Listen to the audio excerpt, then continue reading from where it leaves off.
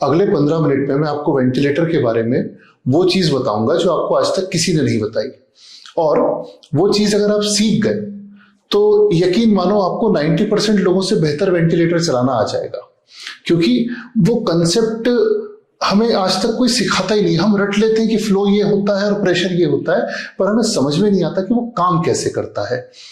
तो मैं डॉक्टर सुबोध चतुर्वेदी हूँ। ये हमारी जो वेंटिलेटर की एक सीरीज चल रही है उसका चौथा लेक्चर है, जिसमें कि आज हम फ्लो टाइम कर्व पढ़ेंगे। तो वो राज क्या है पहले तो वो समझते हैं। हम आज तक मानते रहे कि वेंटिलेटर टाइडल वॉल्यूम देता है, लेकिन ये सरासर गलत है। वेंटिलेटर टाइडल वॉल्यूम देता ही नहीं है। अब सर ये तो आप बिल्कुल उल्टी ही बात कर रहे हो, इतने साल हो गए, तभी तो समझा रहा हूं। तो हम आज तक समझते रहे कि वेंटिलेटर टाइडल वॉल्यूम देने की मशीन है। मतलब कैसे देता होगा टाइडल वॉल्यूम, कि ऐसे भरता होगा और पुश कर देता होगा। लेकिन नहीं, वेंटिलेटर एक फ्लो देने की मशीन है। मतलब अब ये फ्लो क्या होता है समझते हैं। हम क्या मानते हैं कि वेंटिलेटर कैसे काम करता है, कि जैसे एक सिरिंज है, हमने उसमें 500 ml हवा भरी, पेशेंट के फेफड़े में 500 ml पुश कर दी, फिर 500 ml भरी, फिर 500 ml पुश कर दी। यदि पेशेंट को 250 ml देना है तो थोड़ी कम भरी और कम पुश कर दी। तो हम पहले से क्या मानते हैं कि वेंटिलेटर पहले से हवा भरता है और पुश करता है, जबकि वेंटिलेटर सिरिंज की तरह काम नहीं करता, बल्कि एक पानी के नल की तरह काम करता है। मतलब समझाओ जरा। वेंटिलेटर पहले से हवा भर के पुश नहीं कर रहा, वेंटिलेटर से हवा का एक कंटिन्यूअस प्रवाह आ रहा है, एक कंटिन्यूअस फ्लो आ रहा है। जैसे कि एक नल को हम खोल दें और उससे कंटिन्यूअस पानी बहता रहे, और हम उसके नीचे 1 मिनट को मग्गा लगाएं और हटा लें, 1 मिनट को मग्गा लगाएं और हटा लें। ये इस तरह से काम करता है। तो इसको समझने के लिए हम जरा बाल्टी और नल के पास चलते हैं, वो समझेंगे, फिर आगे की कहानी पे आएंगे। हम लोग समझते हैं कि वेंटिलेटर एटमॉस्फेयर से 500 ml हवा भरता है और 500 ml का टाइडल वॉल्यूम लंग्स में डाल देता है। हमारा मानना यह है कि वेंटिलेटर पहले टाइडल वॉल्यूम इकट्ठा करता है और फिर उसे लंग्स में डालता है। हमने सेटिंग चेंज कर दी कि 250 देना है तो 250 भरेगा, हमने सेटिंग चेंज कर दी कि 700 देना है तो 700 भरेगा और उसे लंग्स में डालेगा। लेकिन वेंटिलेटर सिरिंज की तरह नहीं काम करता कि पहले से हवा भरे और डाले। वेंटिलेटर इस नल की तरह ज्यादा है। वेंटिलेटर ऐसा है कि जिसमें कांस्टेंट फ्लो चल रहा है और बस उस फ्लो को चालू और बंद करने से लंग्स भरते हैं। मतलब कि जैसे ये वेंटिलेटर है और ये 60 लीटर पर मिनट पे फ्लो कर रहा है। 60 लीटर पर मिनट मतलब कि अगर ये बाल्टी 60 लीटर की है तो ये 1 मिनट में भर जाएगी। अब 60 लीटर पर मिनट मतलब क्या, 1 मिनट में 60 सेकंड और 1 मिनट में 60 लीटर, यानी 1 सेकंड में 1 लीटर। 1 सेकंड में 1 लीटर पर सेकंड के रेट से ये वेंटिलेटर काम कर रहा है। अब ये चलता कैसे है कि जब आपने कंटिन्यूअस फ्लो चल रहा है, आपने 1 सेकंड के लिए फ्लो ऑन किया और फिर बंद कर दिया, 3 सेकंड बंद रखा, फिर ऑन किया, फिर बंद कर दिया, फिर ऑन किया, फिर बंद कर दिया। ये एक कंटिन्यूअस फ्लो है जिसको ऑन और ऑफ करके आप इंस्पिरेशन और एक्सपिरेशन को गवर्न करते हो।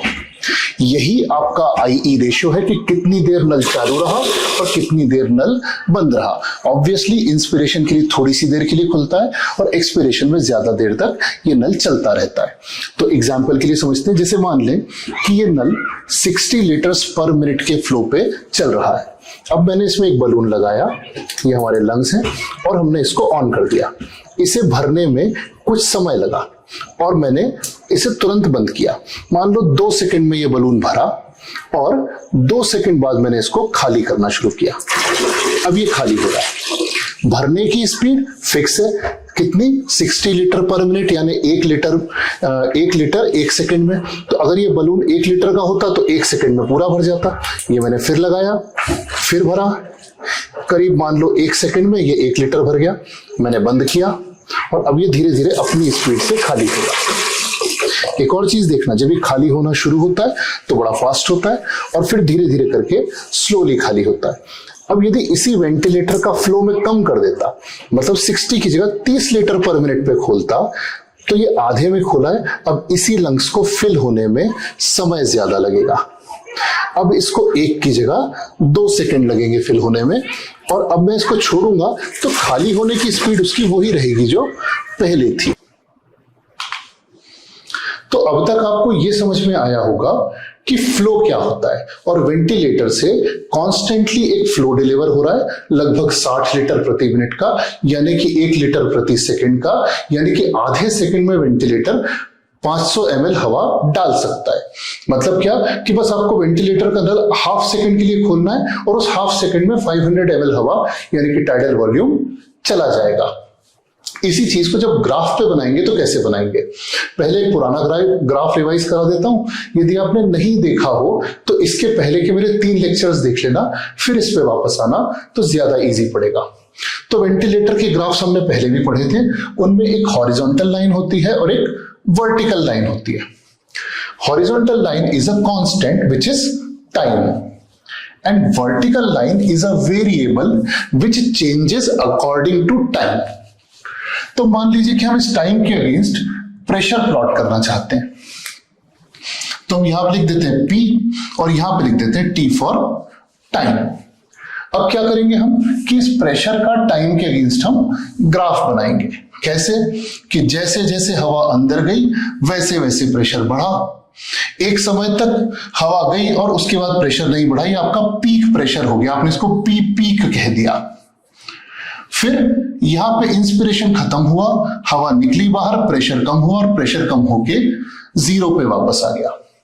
अब इसमें कुछ चीजें देखने लायक है कि जब प्रेशर बढ़ा तो 0 से लेके ऊपर गया मान लो 30 तक, तो इंस्पिरेशन में 0 से 30 गया और एक्सपिरेशन में 30 से वापस 0 तक आया, लेकिन प्रेशर कभी भी 0 के नीचे नहीं रहा, क्योंकि आपका वेंटिलेटर पॉजिटिव प्रेशर वेंटिलेशन दे रहा है, आपका वेंटिलेटर IPPV कर रहा है, तो it will never go below 0।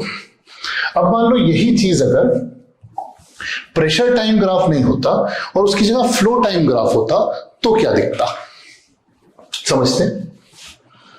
अब अगर यही चीज फ्लो टाइम कर्व है तो अगेन एक्स एक्सिस पे आपका टाइम है, वाई एक्सिस पे आपका फ्लो है, अब की बार प्रेशर नहीं है फ्लो है।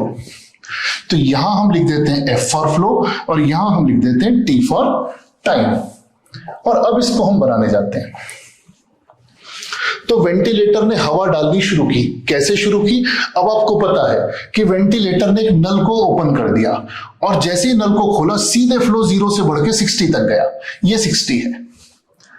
1 सेकंड में, बल्कि 1 सेकंड में भी नहीं, एक फ्रैक्शन ऑफ सेकंड में वो बढ़ के 0 से 60 तक हो गया। फिर वेंटिलेटर ने उसको 60 पे मेंटेन करके रखा तब तक जितनी देर में कि 500 ml टाइडल वॉल्यूम डिलीवर ना हो जाए। मान लो ये समय 1 सेकेंड है। 1 सेकेंड तक वेंटिलेटर ने उसको 60 का फ्लो मेंटेन किया। 1 सेकेंड बाद उसने नल को एकदम बंद किया और बंद करते से ही फ्लो आपका तुरंत 0 आ गया। अब जैसा हम उस गुब्बारे के साथ देख रहे थे, अब वेंटिलेटर ने अपना नल बंद करके छोड़ दिया है और गुब्बारा अपने आप खाली होना शुरू हुआ। अब जब खाली होगा तो यही फ्लो जो पहले अंदर जा रहा था अब ये फ्लो बाहर जा रहा है, तो अब ये ग्राफ 0 के नीचे आ जाएगा। नीचे आके अब ये वेंटिलेटर से खाली होना शुरू हुआ, फ्लो धीरे धीरे वापस आया और अब थोड़े समय के बाद फ्लो 0 हो गया है वापस। तो फ्लो का ग्राफ आपने समझा। नल खोलते से एकदम से प्रेशर बढ़ा, 1 सेकेंड तक होल्ड किया उसी प्रेशर पे, फिर वापस नीचे गया और अब की बार ये फ्लो आपका धीरे धीरे करके 0 पर वापस आ रहा है। ये आपका फ्लो टाइम कर्व है जो ऊपर से स्क्वायर बनेगा और नीचे से ट्राइंगुलर बनेगा। ऊपर स्क्वायर क्यों बनेगा? क्योंकि फिक्स्ड अमाउंट ऑफ फ्लो है। नीचे ट्राइंगुलर क्यों बनेगा? क्योंकि शुरुआत में ये जल्दी से खाली होगा, फिर धीरे धीरे करके खाली होगा। ये जो पीक आ रही है इसे हम कहते हैं PEFR, यानी कि पीक एक्सपिरेटरी फ्लो रेट। ये कहां बढ़ता है कहां घटता है इसको हम अगले लेक्चर्स में देखेंगे। अभी सिर्फ हम ग्राफ पे फोकस करते हैं। तो नॉर्मल यदि हम फ्लो टाइम कर्व देखें तो कैसा दिखता है? ये हिस्सा स्क्वायर है, नीचे का हिस्सा ट्राइंगल है, ये जो टिप है ये पीक एक्सपिरेटरी फ्लो है, ये फिक्स्ड फ्लो है 60 का, और ये ट्राइंगल की तरह स्लोली खाली होता है। आया समझ में अच्छे से? इसकी कुछ एबनॉर्मेलिटीज भी होती हैं जिनको कि हम आगे के लेक्चर में समझेंगे, लेकिन एक छोटा सा एग्जांपल देके दिखाता हूं कि मान लो अगर यही ग्राफ आपका इस ग्रीन की जगह इस पेशेंट को मान लो अस्थमा हो जाए तो क्या होगा कि हॉरिजॉन्टल एक्सिस पे आपका टाइम है, यानी जितना हॉरिजॉन्टल एक्सिस पे दूर जाएंगे उतना ज्यादा समय लगेगा। अब आपको पता है कि अस्थमा वाले को ब्रोंकोकंस्ट्रिक्शन है, उसको एक्सपिरेशन में ज्यादा समय लगना है और उसका फ्लो कम हो जाना है। तो यदि यही पेशेंट अस्थमैटिक है तो इसका ग्राफ कैसा बनेगा?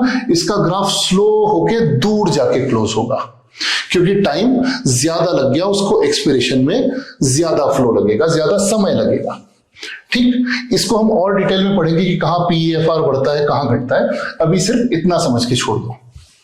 अब एक बार बाकी के दोनों ग्राफ्स देख लेते हैं कि अगर प्रेशर टाइम कर्व और फ्लो टाइम कर्व एक साथ प्लॉट करें तो दोनों कैसे दिखेंगे एक ही ब्रेथ में।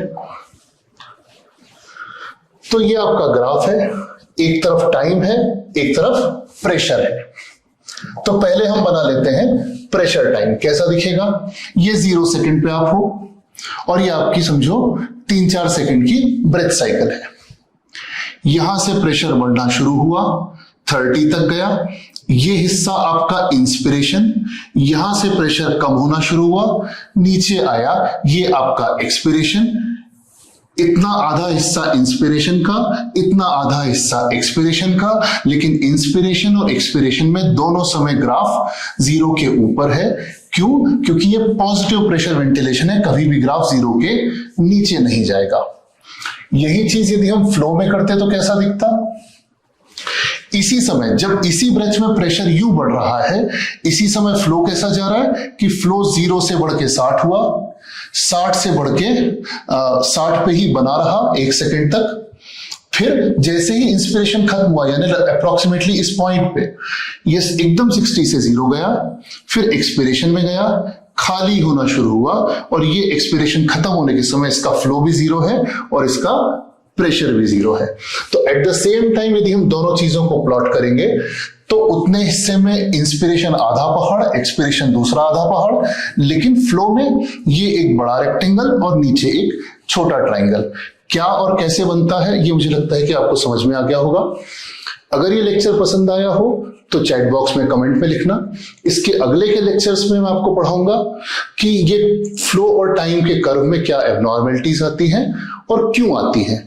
अगले लेक्चर का यदि आपको इन्फॉर्मेशन चाहिए, नोटिफिकेशन चाहिए, तो इस चैनल को सब्सक्राइब कर सकते हैं, इस वीडियो को शेयर कर सकते हैं, लाइक कर सकते हैं।